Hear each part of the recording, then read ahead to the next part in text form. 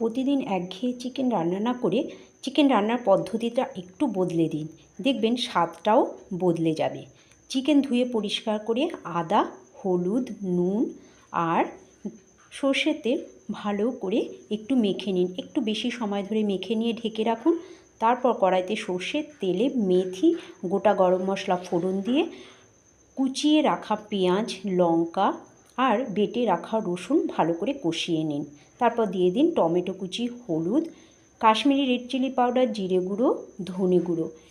খুব ভালো করে কষাতে থাকুন। হয়ে গেলে দিয়ে দিন দই। তারপর ম্যারিনেট করে রাখা চিকেনটা ঢেকে 10 থেকে 15 মিনিট রান্না করুন।